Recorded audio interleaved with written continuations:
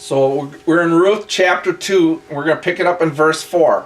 And behold, Boaz came from Bethlehem and said unto the reapers, the Lord be with you. And they answered them, the Lord bless thee. So Boaz knew where his blessings came from, the Lord. Reaper is katsar, to dock off the harvest. That's used 7 times in Ruth. Okay, 7 is for spiritual completeness. So, I mean, Boaz, I'm sure, he understands the blessings are just more than material. But again, we'll be touching upon the spiritual aspect at the end of the chapter. Boaz, he's showing compassion towards his workers. He's not an overbearing boss. Okay, and God does not like people who are treat his subordinates in an overbearing way. That's not a Christian way.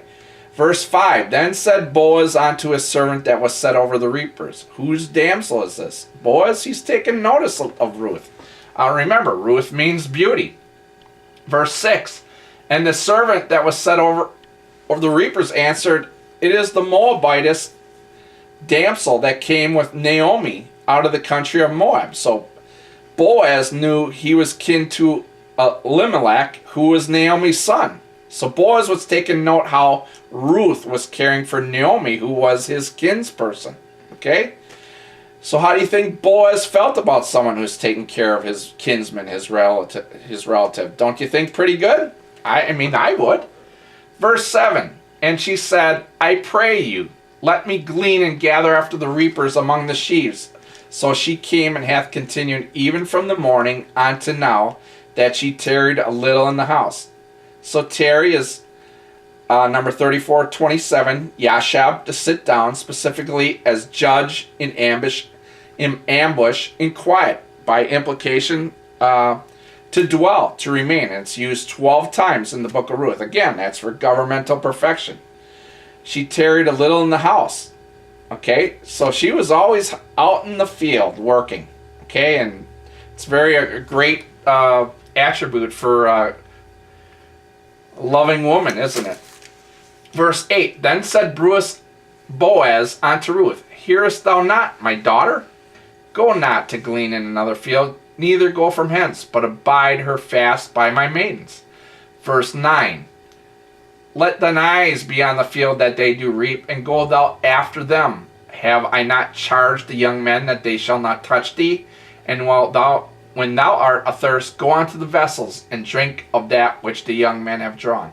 So again, Naomi was Boaz's kinsperson, and he was aware of the fact that Ruth was taking care of Naomi. So obviously, Boaz felt very strong. I mean, because if Ruth is taking care of his one of his relatives, how do you think she's gonna take care of Boaz? Okay, and eventually they're gonna be married. So Boaz was taking care of her immediately. He was looking out for her. Verse 10, then she fell on her face and bowed herself to the ground and said unto him, why have I found grace in thine eyes, that thou shouldest take knowledge of me, saying, I am a stranger? So Ruth is asking Boaz, why was he doing this for her? Why was he being so kind to her? He didn't even know her. But unbeknownst to Ruth, Boaz had inquired, and word had spread how Ruth was caring for her mother-in-law, Naomi. And Boaz, he's going to tell her this in verse 11. And Boaz answered and said unto her, it hath fully been showed me all that thou hast done unto thy mother-in-law since the death of thine husband, and how thou hast left thy father and thy mother and the land of thy nativity, and art come unto a people which thou knewest not heretofore. So Boaz, he's explained, I know the whole story here.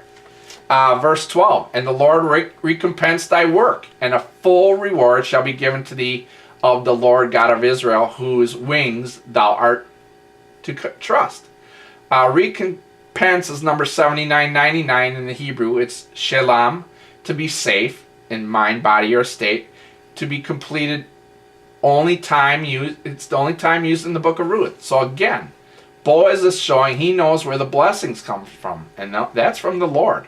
When you work in the Father's field, the world, a full reward will be given thee. So when you come to trust him, we'll pick up in chapter 2 of Ruth in the next study.